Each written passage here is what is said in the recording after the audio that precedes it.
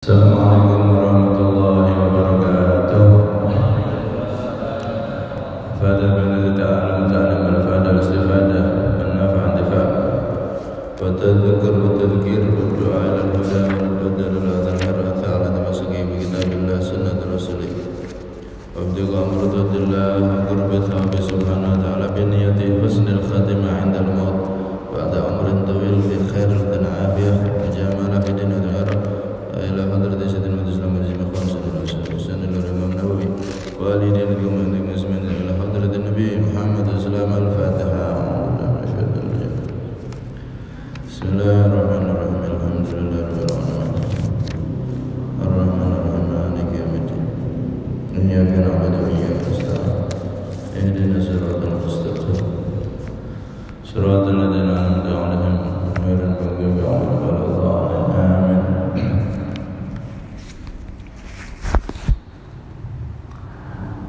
Bismillah, alhamdulillah, wassalatu wassalamu ala rasulillah Sayyidina Muhammad bin Abdullah wa ala alihi wa sahbihi wa man wala wa la hawla wa la quwwata illa billah.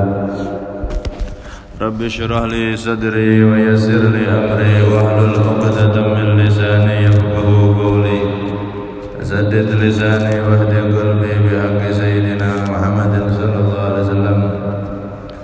Dusturakum ya ahla dargi wa ya ahla al-batin wa ya ahla nawbati wa ya ahla nur, amma ba'd. Hadirin semua yang dirahmati oleh Allah Subhanahu wa taala. Alhamdulillah kita bisa kembali lagi berkumpul di majelis ilmu, majelis yang dikatakan oleh Al-Imam Hasan Al-Basri, la'an ata'allama baban min al-ilmi fa'u'allimahu musliman ahabbu ilayya min an takuna liyad dunya kulluha fi sabilillah. Sungguh, kata Imam Hasan Al-Basri, aku belajar satu bab dari ilmu, kemudian aku sampaikan kepada seorang muslim.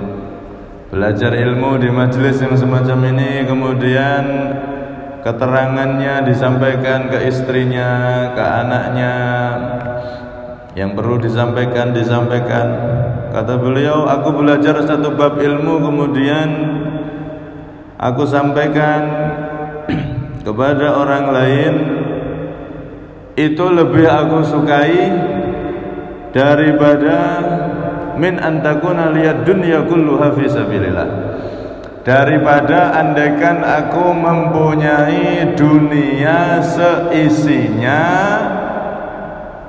Dunia seisinya, Pak, enten pulau, enten lautan, ada ikan, itu kalau ditotal dunia ini harganya berapa?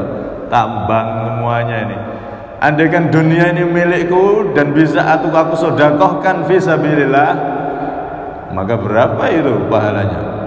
Itu tidak lebih mengembirakan bagiku daripada aku duduk di majelis ilmu dan mengambil ilmu itu serta aku ajarkan untuk keluarga dan lainnya.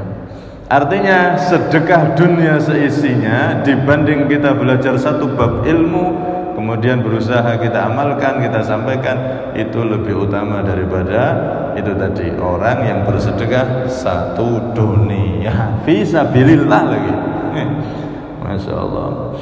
Karena itu alhamdulillah kita bersyukur bisa hadir di majelis ilmu semacam ini adalah anugerah besar dari Allah Subhanahu wa taala. Anugerah besar yang bisa didapat tanpa susah payah.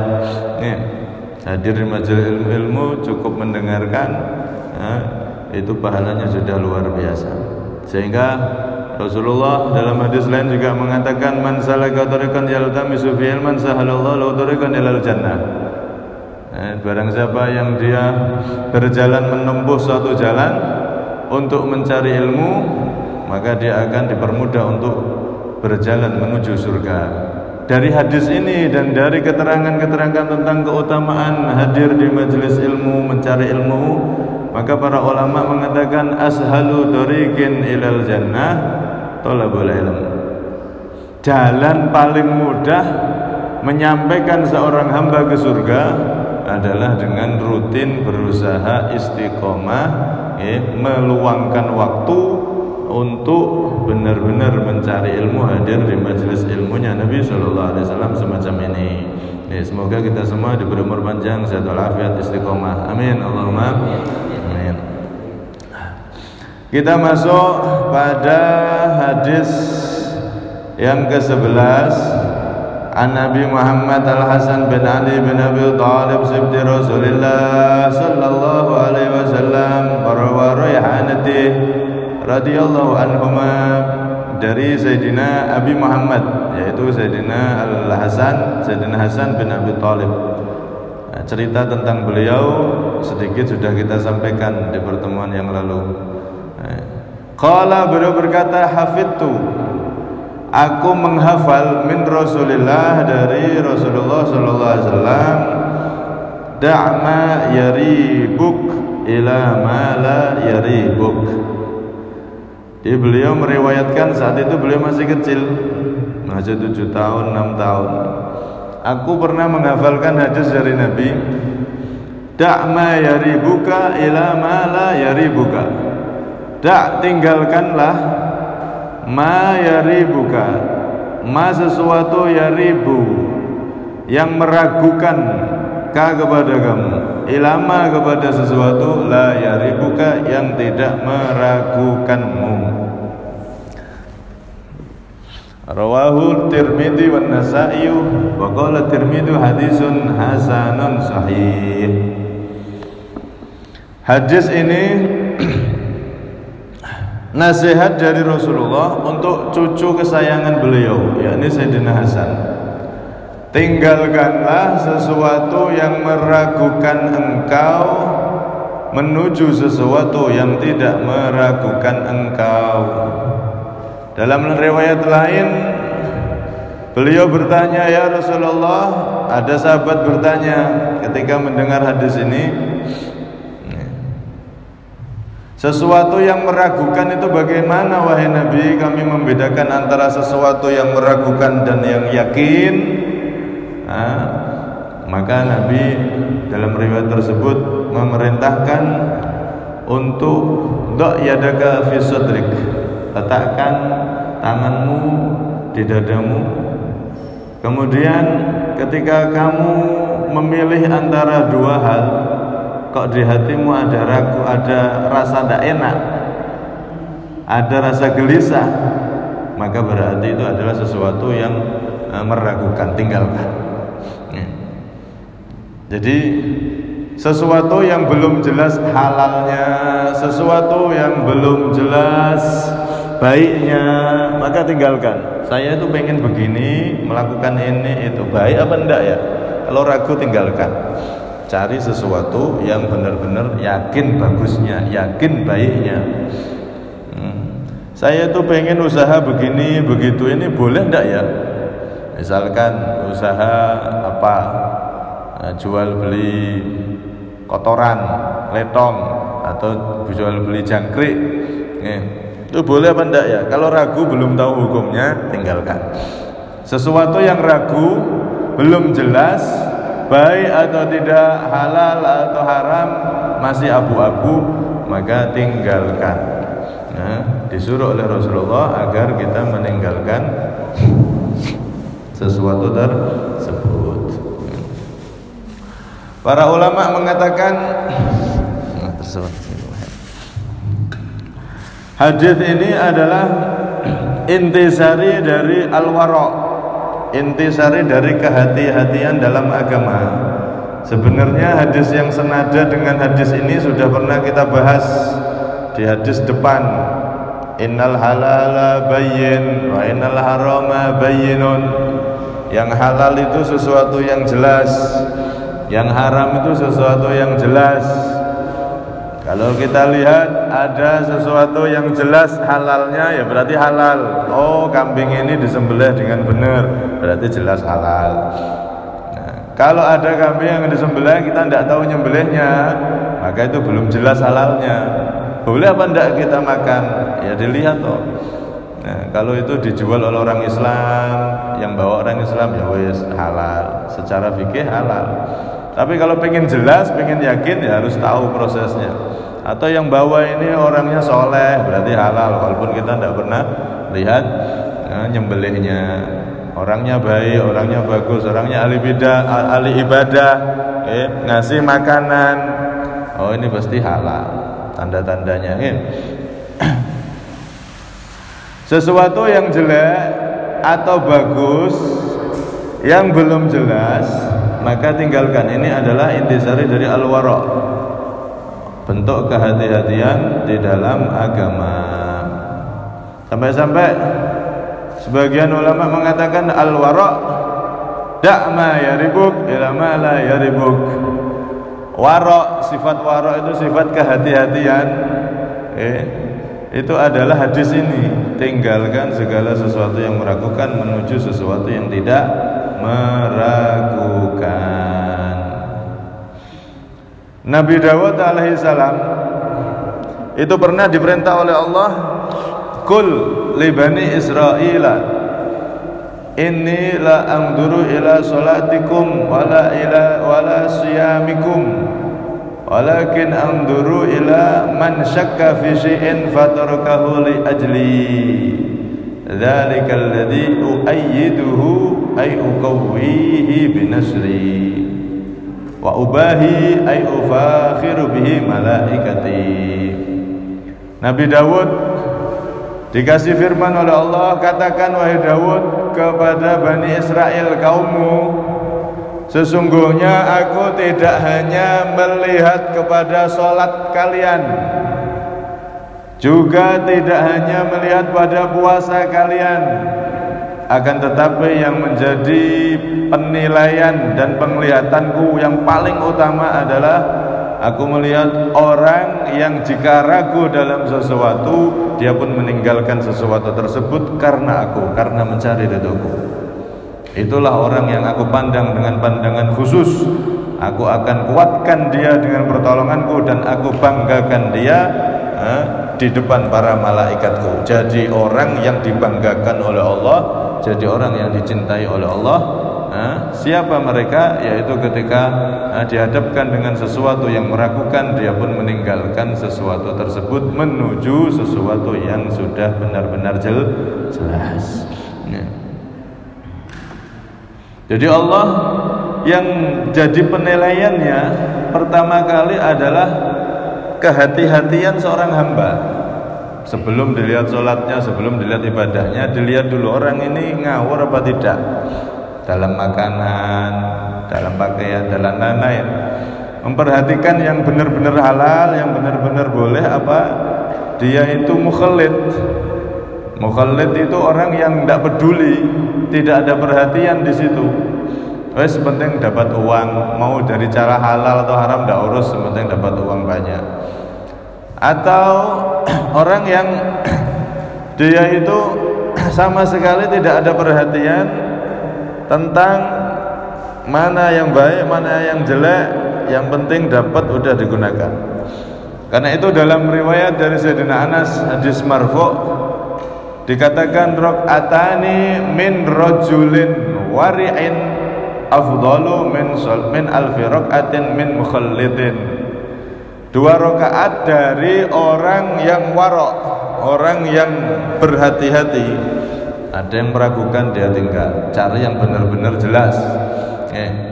Orang yang wara' itu lebih utama, 2 rakaat dari orang yang seperti itu lebih utama daripada 1000 rakaat dari orang yang tidak ada perhatian dalam masalah ini.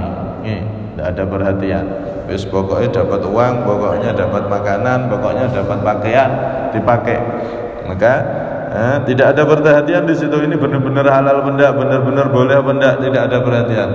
Maka 1000 rakaat dari orang ini kalah nilainya dengan 2 rakaat dari orang yang wara', yang berhati-hati dalam semua hal. Cari yang benar-benar jelas, benar-benar halal, benar-benar diridhai oleh Allah Subhanahu wa taala. Kalau kita lihat para ulama dahulu itu, Pak,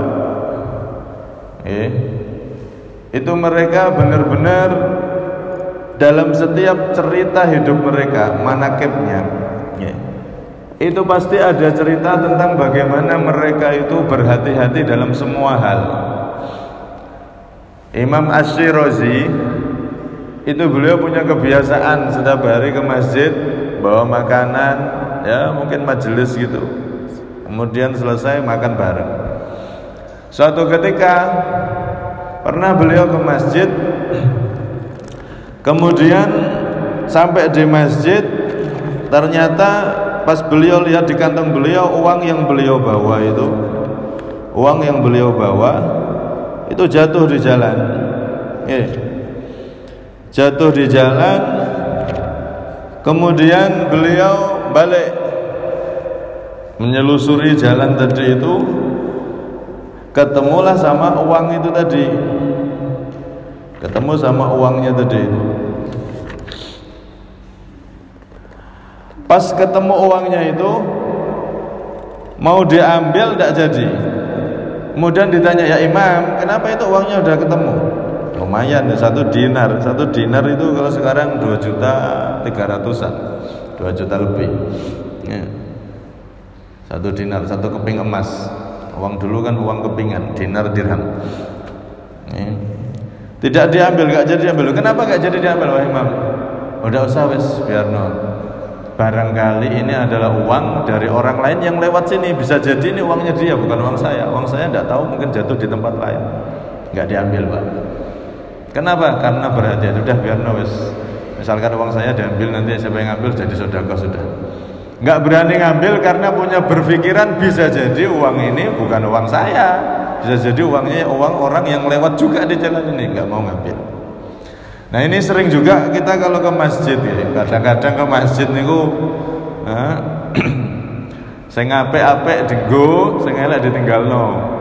Nah maksudnya nasihatnya khotibe ngono, sing apik dienggo, sing elek tinggalno. Nah kadang-kadang sandal sing apik dienggo, sing elek ditinggal. Orang di masjid sudah keluar semua, habis tidak ada sandal, tinggal sandal satu ini. Ini sandal saya, tapi bukan warna sandal saya, tapi nggak ada sandal lagi kecuali ini. Wah guys, ada orang yang berniat ijol sandal, atau memang dia keliru makainya, bisa jadi sandal saya dipakai. Nah ini kalau secara hukum, karena nggak ada sandal lain kecuali tinggal satu itu, ya berarti dipakai, tidak apa-apa, sebagai ganti dari sandal kita yang dipakai oleh orang itu. Tapi nek warok, orang yang berhati-hati, tidak mau Pak, tidak mau pakai, sudah saya pulang nyeker aja. Ya, siapa tahu ini bukan sandalnya dia. Siapa tahu dia tadi ke masjid tidak pakai sandal, artinya sandalnya orang lain yang ketinggalan. Malah saya nanti membawa sandal membawa sandal orang yang bukan ngambil sandal saya. Selain orang yang ngambil sandal saya, memang dia berangkat tidak pakai sandal, ini sandal orang ketinggalan, bisa jadi seperti itu. Maka dia tidak mau. Itu kalau warok. Dalam semua hal seperti itu. Dalam ibadah, dalam yang lain pun, kalau ada sesuatu yang meragukan, lebih baik ditinggalkan, walaupun boleh. Contoh dalam ibadah, hadis ini menyangkut semua masalah. Dalam ibadah ada orang, misalkan puasa, pas puasa ini dia ragu, ini masih di waktu sahur atau sudah subuh ini, ragu. Mungkin karena lampu mati. Nah, mari di rumah HP-nya kehabisan, senter tidak ada, gelap, tidak ada apa-apa. Misalkan ini masih subuh, masih waktu malam, atau sudah subuh ini, ragu kan ini. Ini secara hukum fikih boleh dia untuk sahur. Kenapa? Karena al-aslu al-adam. Jadi yang asli adalah masih malam, subuh itu datang baru. Jadi boleh untuk tetap makan sahur, boleh. Cuman yang afdol, lebih utama, disunahkan bagi dia dakma yaribuk ilama la yaribuk. Subuh apa masih sahur, udah tinggal, tidak usah makan, tidak usah sahur. Kalau memang kuat. Tapi kalau pun makan maka boleh. Nah, sunahkan untuk tidak makan, tapi makan juga boleh, karena itu termasuk ini tadi sesuatu yang meragukan. Begitu juga kalau misalkan ada pemuda mau nikah sama seseorang ragu, nek ragu sudah istikharah, musyawarah cek ragu ae wis tinggal lo golek liyane ae. Wis musyawarah, wis istikharah sampai ping 7, maca ping 7 7 hari berturut-turut masih ragu, ya sudah tinggal naik. Kalau sudah istikharah, musyawarah kok masih ragu, berarti jelek, tanda jelek. Nah, api biasanya kalau sudah istikharah, musyawarah sama keluarga, musyawarah sama orang-orang tua, kok sudah mantep, baru itu dilakukan. Nek ragu, tinggalkan kata Rasulullah, cari yang tidak ragu. Dalam semua hal, termasuk juga di dalam, bahkan dalam sholat sekalipun Nabi juga pernah ditanya sahabat, ya Rasulullah, ini saya itu kalau sholat kok terasa ada dari belakang, jalan belakang itu ada kayak angin atau apa keluar gitu. Sahabat tanya sama Rasulullah, ragu batal apa enggak? Batal apa enggak? Batal apa enggak? Ya enggak berarti. Aslinya berarti masih enggak batal, karena batal itu datang baru. Begitu juga kita, kalau kita itu sudah wudu apa belum? Wudu apa belum? Ya berarti belum, karena wudu itu yang datang baru. Tapi kalau wudu saya batal apa enggak ya? Berarti enggak, karena sudah wudu, batal itu datang baru. Yang yakin itu yang dipegang, yang ragu ditinggalkan. Ya Rasulullah, saya ini dalam sholat kayak ada yang keluar dari belakang atau bahkan dari depan, kayak ada yang keluar. Padahal saya istinjaknya sudah benar, ya, buang air besar, buang air kecil, caranya sudah benar, saya jongkok sebagaimana yang disunahkan, harus benar. Tapi kok masih ada kayak yang keluar, maka kata Rasulullah, la yansharif. Ya, katakan sama orang yang bertanya itu, jangan sampai dibatalkan sholatnya, hatta yasma'a sautan, sehingga mendengar suara tit, anak suara nih, ya. Au yajidurihan, atau tidak dengar suara tapi apa, mencium bau.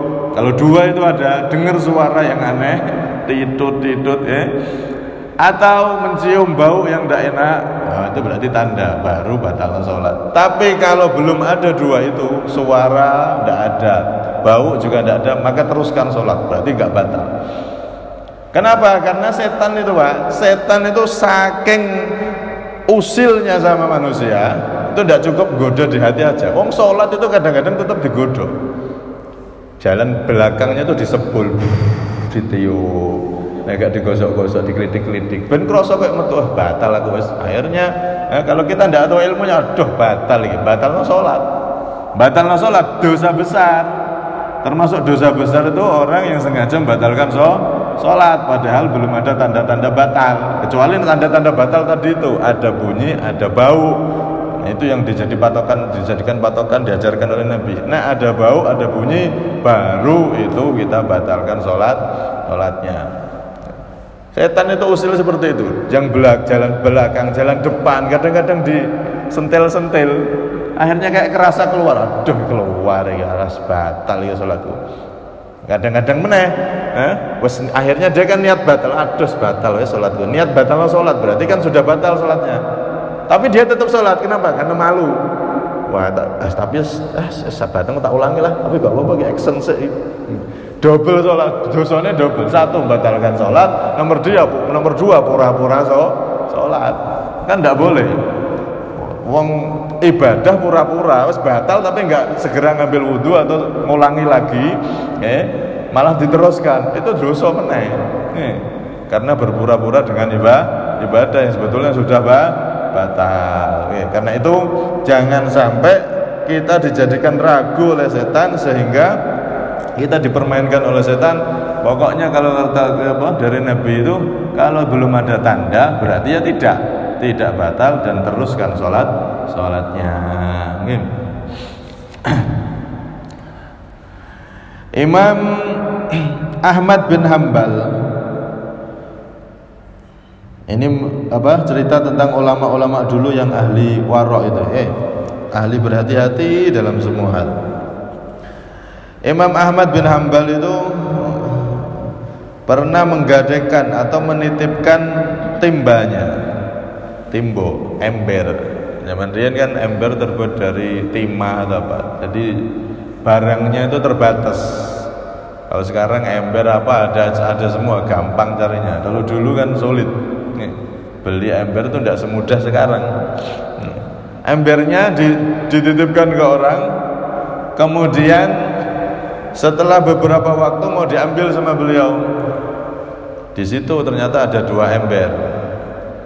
Mana ember saya yang saya titipkan? Yang punya saya mana? Tidak tahu nih, 2 pilihan. Waduh, saya tidak hafal ember saya. Terus akhirnya beliau kalau gitu saya pulang sudah. Beliau, jangan Imam, wahai Imam, ini saya cuman aja ngetes sampean. Ternyata sampean memang tidak tahu tanda-tanda. Pokoknya tidak patek ngurus dengan masalah dunia. Kalau ada digunakan tidak ya bisa anu nih. Nah ini ember jenengan yang ini. Maka kata beliau, oh yang ini. Tapi saya ragu. Tidak wes biarno sudah. Kamu ambil sudah ember itu. Tidak mau diambil oleh beliau. Sampai seperti itu. Ada yang lebih hebat lagi itu, seorang perempuan adik daripada Imam Bishr Al-Hafi. Imam Bishr Al-Hafi itu punya adik perempuan salihah. Dia ini di rumah bekerja nenun. Suatu ketika tanya sama Imam Ahmad bin Hanbal. Memang Imam Ahmad bin Hanbal ini di zamannya kan alimu asrih. Beliau tuh orang alim, paling alim di zamannya. Jadi kiblatnya para ulama, jadi kiblatnya kaum muslimin di zamannya. Saudara perempuan dari Imam Bishr Al-Hafi itu datang kepada beliau, ya Imam, inna naghzul ala sutuhina fatamur bina masyagilud dhahiriyah wa yaqu alaina fal yajuzul ghuslu fi syu'aiha. Wahai Imam, saya ini menenun kerjaannya di rumah, punya kerjaan nenun perempuan. Nah saya kalau nenun itu di atas loteng rumah. Orang Arab itu kan rumahnya tingkat, di atas itu ada loteng. Nah kalau pas saya nenun itu pakai cahaya lampu dari tetangga saya. Lampunya kan besar, jadi sudah terang semua. Saya pakai dari cahaya lampu tetangga saya. Ini nanti hasil tenunan saya itu halal apa hukumnya gimana? Sampai seperti itu. Masya Allah, ditanyakan Muhammad. Kaget Imam Ahmad bin Hanbal. Man anti afakillah? Siapa engkau? Enggak dijawab langsung. Dengan itu sinten? Ana ukhtu Bishr ibn al-Harith Al-Hafi. Saya adalah saudara perempuan daripada Bishr Al-Hafi.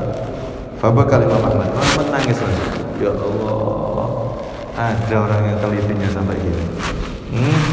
Min baitikum yakhrujul wara' la taghzili fi syu'aiha. Ya Allah, pertanyaan ini aja sudah luar biasa. Udah memang kalian ini dari rumah kalian keluar sifat warok, sifat berhati-hati. Udah kalau pengen berhati-hati ya jangan pakai cahaya dari tetangga. Dijawab dengan warok juga oleh Imam Ahmad bin Hanbal. Ya aslinya secara fikihnya tidak apa-apa, salahnya sopo lampunya nyenter mriki. Dan dia yang menghidupkan, dia yang mematikan lampunya, terus lampunya besar kena rumah kita, ya tidak masalah secara fikih. Tapi kok punya pikiran ini, saya nenun dengan bantuan lampu itu, hasilnya boleh apa tidak ini? Halal tidak? Sampai ditanyakan. Ya Allah. Ini yang kita itu Pak, kita yang kayak gini tidak mungkin kepikiran.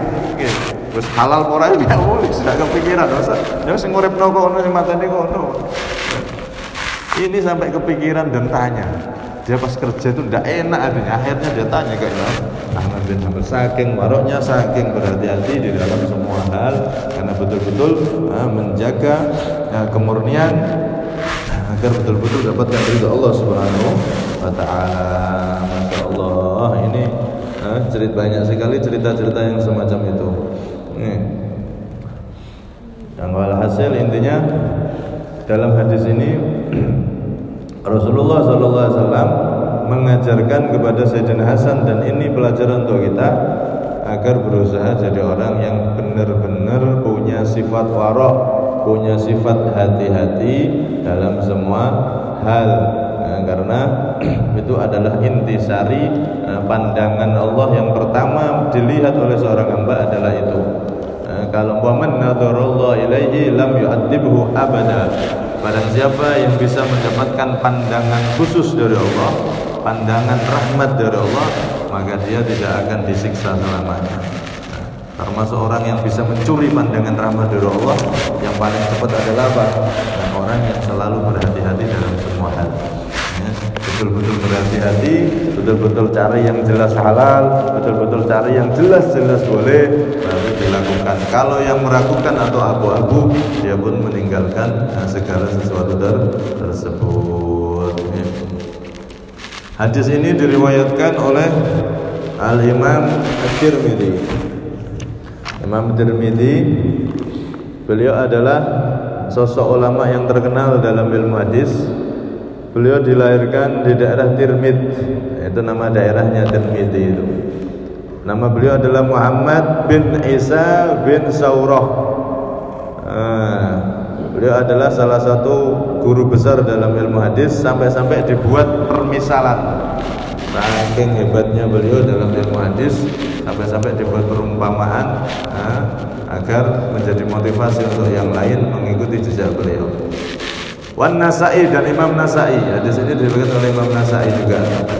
Imam Tirmidzi itu lahir di tahun 209 Hijriah dan wafat di tahun 279 Hijriah. Berarti umurnya beliau 70 tahunan. Imam Nasai itu juga satu daerah kota di Khorasan. Khorasan itu Irak atau Iran itu kan. Nama beliau Ahmad bin Shu'aib. Beliau seorang Syafi'ul madhab, seorang pengikut Imam Syafi'i. Saking hebatnya beliau dalam ilmu hadis juga, sampai-sampai dikatakan innahu ahfadu min Muslim. Imam Nasai itu kehebatan hafalannya itu melebihi Imam Muslim. Saking hebatnya beliau. Beliau dilahirkan di tahun 215 dan wafat di tahun 303. Berarti pinten niku umur 85 80 pinten niku. 215 sampai 303. Hadis hasan sahih. Hadis ini hadis hasan sahih, karena sebagian ulama mengatakan hadis sahih, sebagian ulama mengatakan hadis hasan. Yang jelas hadis ini adalah nasihat yang luar biasa dan sangat kuat sanadnya, yang mana inti ini adalah jadi intisari dalam kita melakukan ajarannya Nabi SAW, dalam kita melakukan ibadah. Intisarinya pertama harus benar-benar kita melakukan hal-hal itu, jangan sampai sesuatu yang ragu-ragu. Dalam semua hal ambil sesuatu yang yakin, sehingga betul-betul kita akan menjadi orang yang semakin dekat dan mendapatkan pandangan dari Allah Subhanahu wa taala, pandangan rahmat Allah Subhanahu wa taala. Dan benar hadis ini diamalkan oleh Sayyidina Hasan. Beliau termasuk orang yang benar-benar mendapatkan kedudukan yang tinggi dalam agama. Selain beliau cucu Rasulullah, tapi beliau juga betul-betul menjelma menjadi seorang yang luar biasa. Sampai-sampai di manaqibnya kemarin, gara-gara beliau akhirnya damai dua kelompok kaum muslimin yang siap berperang, kelompok besar yang membela Sayyidina Hasan dan yang membela Muawiyah. Hampir saja terjadi pertumpahan darah yang begitu besar, tapi beliau Sayyidina Hasan tampil di situ dan menjadikan mereka semua berdamai, bersahabat lagi. Sehingga sebagaimana dikatakan Rasulullah, fala'allallah, semoga Allah SWT nanti menjadikan Hasan cucuku ini, dia menjadi orang yang bisa mendamaikan dua kelompok besar. Dan terbukti dulu Nabi pernah bersabda itu, dan akhirnya benar. Sayyidina Hasan ketika besar, beliau mendamaikan dua kelompok besar yang hampir saja saling bertempur antara kaum muslimin, dan nantinya yang rugi adalah umat Islam. Beliau hindari itu sehingga semuanya jadi selamat dan jadi kuat Islam itu. Wallahu a'lam bishawab. Semoga kita mendengar cerita-cerita orang soleh, begitu luar biasanya mereka di dalam menjaga dari yang abu-abu, dari yang gak jelas sampai seperti itu. Setidaknya kita itu tahu diri. Ya Allah, kita orang ini jauh dari yang kalau dibandingkan dengan mereka orang-orang soleh.